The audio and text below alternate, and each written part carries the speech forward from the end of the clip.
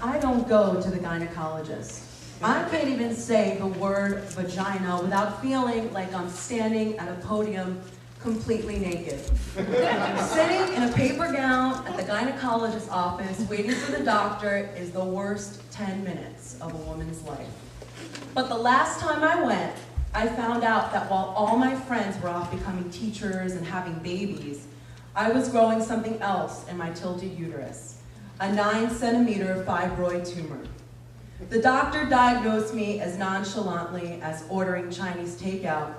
I'll have the chicken chow mein. Great. I'm the fashion writer with 450 pairs of shoes and a big beastly tumor. Tumors are not in this season.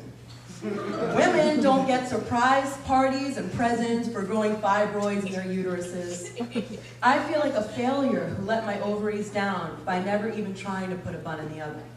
And again, I don't even cook. There's really nothing we can do, especially if you want to have children, the doctor said while glancing at her watch. I couldn't help but wonder if she was thinking about how many carbs were in her lunch, or the badmatch.com date she had last night. Maybe she was clock watching to avoid eye contact. If we laser the tumor, you won't be able to have kids, she added. If we remove it, you risk the chance of a full hysterectomy. And then came the words I was dreading. This shouldn't hinder your fertility, but you're going to want to get pregnant sooner than later. You have another one on this side that could block your urethra and affect your ability to pee. Great. Soon I won't be able to pee, and I love peeing, especially at nightclubs. But my fibroid, it had become the big elephant in the womb, an obsession I wanted to tweet about but couldn't because I was too embarrassed. It became my lumpy little secret. I'm 30 years old, Catholic, and divorced. I spent the first 20 years of my life clinging to my virginity and terrified of becoming an after-school special. If I got knocked up now, it would still feel like a teenage pregnancy to me. I have a great boyfriend, but he's not ready to have kids. And besides, I love my life. I've been writing professionally since I was 18. I've interviewed Liza Minnelli, Matt Damon, slow danced with Gene Simmons, sang an impromptu duet with Mickey Rooney, and stood on stage with the Zac Brown Band. If I did have a kid right now, I could roll a stroller onto a red carpet while I'm elbowing paparazzi trying to get quotes from the Kardashians. I never even thought about having kids until 6 months ago when all my friends started getting knocked up. What even happened to my friends? When did they go from talking about this season's Manolo Blahniks to strained peas? If I have to go to one more baby shower and guess how many jelly beans are in a baby bottle while sipping mocktails, I'm gonna shake someone! When I cracked a joke to the doctor about throwing a party for my fibroid, she didn't laugh.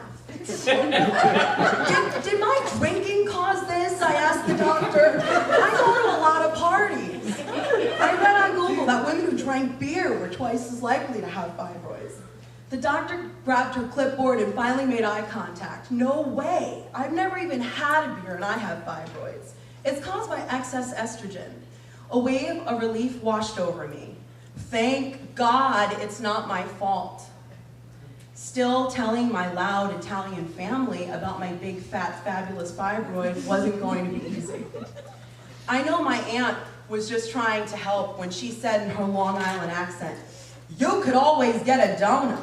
You can pick out whatever you want now, like a designer bag." I go for someone tall with a 4.0 grade point average and big eyes. And he should play sports. That sounds good, right?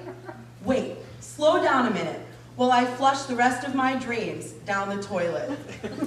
I had always envisioned my pregnancy evolving from a night of cliche passion. Dinner at the melting pot. And perhaps a stroll down Deerfield Beach. My aunt always told me not to waste my 20s. Did I waste my 20s? By age 28, I had taken so much crap from losers. Dr. Phil should have bitch slapped me. I used to hear his voice in my head sometimes telling me, "What in the hell are you staying in this for? You are not going to change him." I used to think every guy I dated had to be the one. The ones with great jobs always turned out to be bastards. The sweet jobless ones became unaffordable to date.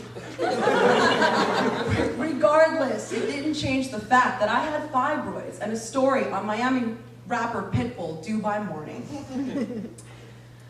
But a week before the diagnosis, I watched Eat, Pray, Love and envied the protagonist because she was bold enough to travel around the world alone.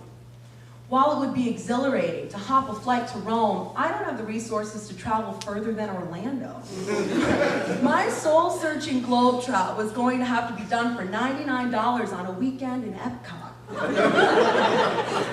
Who the hell am I kidding, thinking I can run away from any of this? And even if I did have the money, I can't run away. I'm too scared. In the 80s, my mother used to take my picture to milk cartons. If I ever walked away from her at Sears, she'd threaten me with that prop.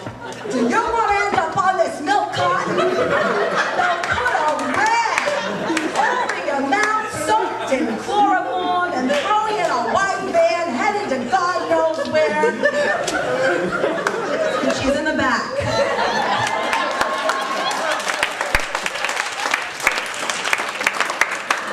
Maybe my mom is right. Maybe it's easier to keep track of a fibroid. There are no Amber Alerts for fibroids.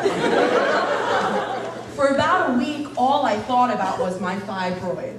I Googled everything relating to it. With no credentials, I diagnosed myself with 50 different outcomes, all resulting in the pressure to have a baby right now. Then there was the second opinion and the ultrasound. I tried making Juno jokes with the tech. I even asked for printouts of the tumor from my holiday cards this year. She wasn't amused with my coping mechanisms. I could no longer deny that this mass was brewing inside me, and then it hit me. Until a week ago, I had no idea this tumor was even in there. I'm not going to bother it as long as it's not bothering me. And there's no reason for it to alter my plans. We have no control of our lives beyond this moment. All we have is right now. And right now, all I want is to stop Googling.